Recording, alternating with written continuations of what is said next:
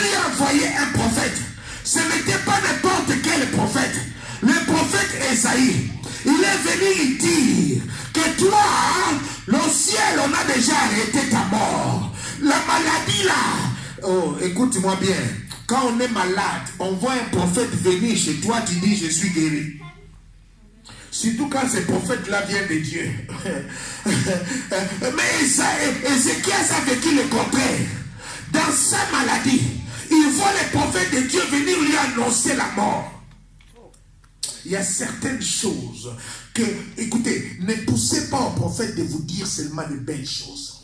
Ça peut affaiblir ta foi. Quand chaque jour je te dis, tu seras béni, tu vas recevoir, Satan va t'affaiblir. Tu rentres chez toi, tu dors, tu sais, je vais être béni, je vais monter au ciel. Non, il faut des fois que le prophète te fasse montrer comment le chemin, il ne te montre pas l'ascenseur mais l'escalier. Pour être là, il faut d'abord mettre un pas, 2 pas, 3 pas. Parce que quand je dis que tu seras transporté en vitesse par l'ascenseur, tu seras fainéant, tu deviens lourd dans la prière. Tu commences à donner des rendez-vous de l'église comme on donne des rendez-vous aux amis. Que bon, je pense que je pourrais venir. L'église n'est pas un rendez-vous des hommes. L'église est un rendez-vous signé déjà dans la Bible. Et tant que tu es chrétien, la place est ici le dimanche. Tu es ton voisin. Dimanche. Voici ma place. Acclame le Seigneur très fort. Le problème, c'est que Ézéchias va voir le prophète chez lui. Le prophète va lui dire, toi, tu ne vivras plus. Cette maladie n'est pas venue pour être guérie, mais cette maladie est venue pour partir avec toi. Et toi, tu n'es pas prophète de Dieu. Comment toi, tu viens me dire des choses comme ça? Dieu peut envoyer quelqu'un pour dire à quelqu'un qu'il va mourir. Toi, tu n'es pas prophète de Dieu. Mais cet homme a compris quelque chose. Bien-aimé, je parlais ici de savoir et de parler ici de la foi. Il y a de ceux qui ont la foi, mais ils n'ont pas la connaissance. Job avait la foi, mais il avait aussi la connaissance. Voilà pourquoi lorsque la femme lui a poussé d'injurier Dieu et mourir, Job a dit, je sais que mon Rédempteur s'élèvera les derniers. Parce que Job n'avait pas seulement la foi, mais il avait aussi la connaissance. Ézéchias n'avait pas seulement la foi, mais Ézéchias avait aussi la connaissance. Quand on a la connaissance, quels que soient les problèmes, quelles que soient les difficultés, quelle que soit l'attaque, quelle que soit la maladie, on ne va pas injurier Dieu.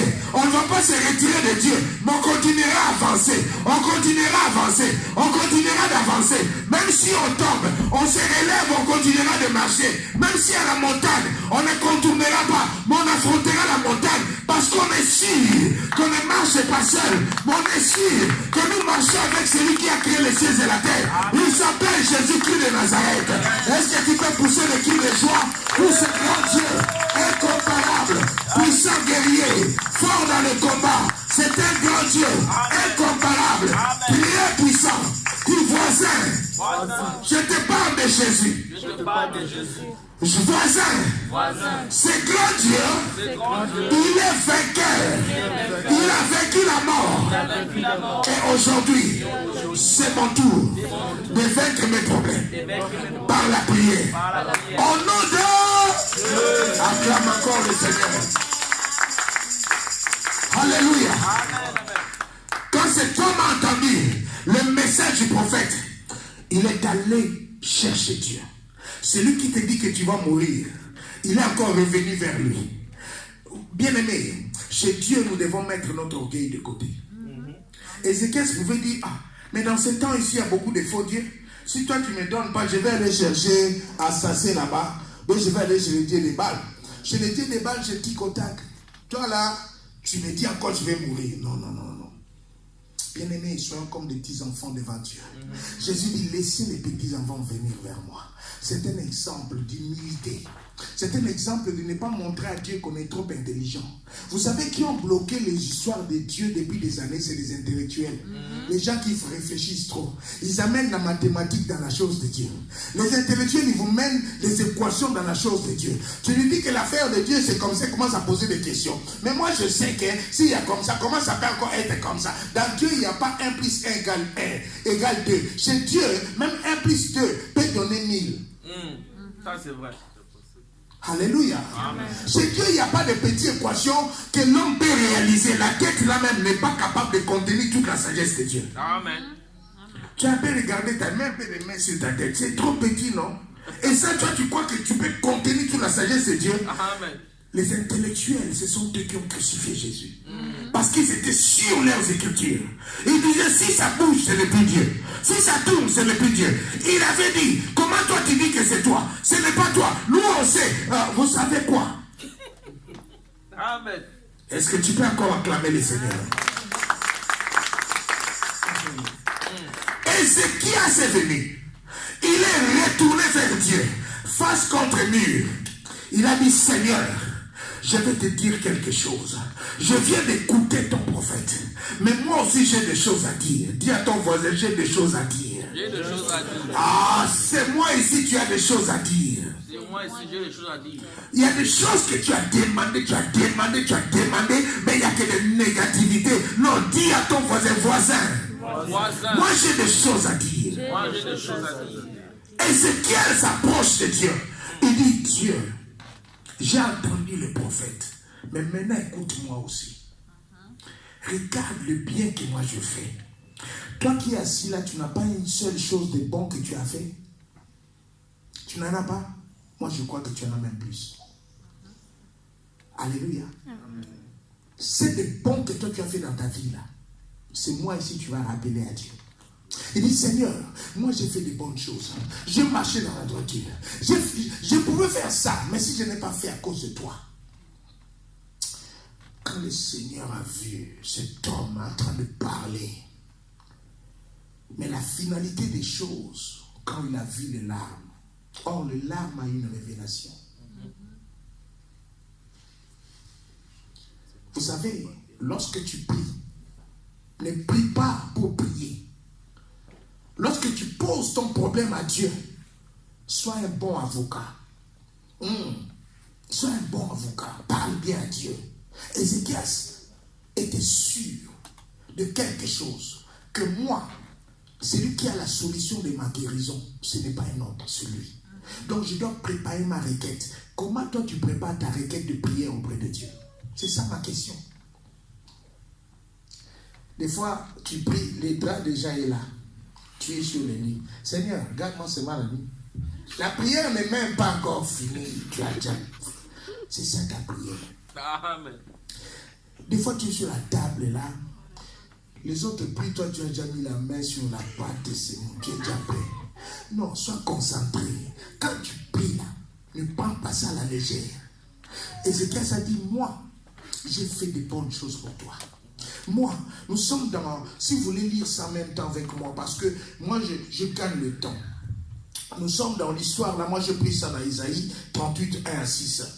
Isaïe 38, 1 à 6, c'est là où nous parlons de cette histoire d'Ézéchias. Alors, si tu en trouves, tu peux aussi suivre en même temps avec moi. Isaïe 38, 1 à 6. Ézéchias dit, moi, je fais de bonnes choses. Moi, que tu me vois là, j'ai marché selon ce que toi tu veux. Moi, comme tu me vois là, je te crains. Alors, quand il a commencé à verser des larmes, il a commencé à pleurer. Il y a une révélation dans la prière. Dieu ne se répand pas de ses paroles. Le rire est notre partage par Isaac. Parce que Isaac s'appelle le rire. Amen. Voilà pourquoi, lorsque Isaac a eu deux garçons, Jacob et Ésaü, le plus grand n'était pas béni, n'était pas le choix de Dieu. Il voulait que Dieu lui-même a fait que Jacob puisse avoir cette onction d'Israël. Mais lorsque Ésaü avait pleuré, Dieu a révélé à leur papa, il a dit, tu vas errer de gauche à droite, tu vas ôter le joug que ton frère a posé sur toi. Amen. Est-ce que quand tu pries, tu pleures aussi? Ou bien tu es vite pressé pour te mettre debout? Combien de temps toi tu prends dans la prière? Il y a beaucoup de gens dans leur vie qui n'ont jamais prié 30 minutes, si ce n'est pas dans l'église. Je vais vous parler la semaine prochaine du mystère de la connexion. Comment est-ce que moi Dieu me visite? Dieu ne me visite pas dans des petites prières de 10 minutes, 5 minutes. Ça, ce sont les prières. Tu veux sortir le matin, tu pars au travail, dis Seigneur, bénis le chemin. Mais quand tu veux être en harmonie, en communion avec Dieu, prends ton temps avec lui. Amen. Des fois, quand tu te lèves, c'est le moment où il veut commencer.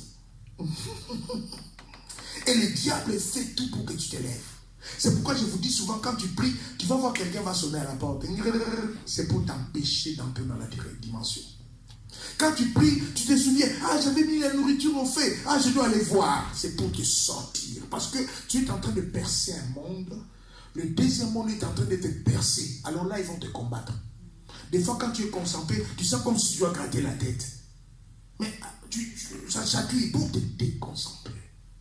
La semaine prochaine, nous parlerons de clés du percé de la prière. Quand Ézéchiel a versé des larmes, Dieu s'est souvenu. Il a dit non. Il est quand même de la descendance d'Isaac. Il n'est pas appelé à pleurer, mais à rire. Dis à ton voisin, je ne veux plus pleurer. L'heure est arrivée. Je dois rire. Mon temps de rire est arrivé. Dans cette nation, l'Allemagne, personne ne me fera pleurer. Pendant que tu parles, ça se réalise. Je répète.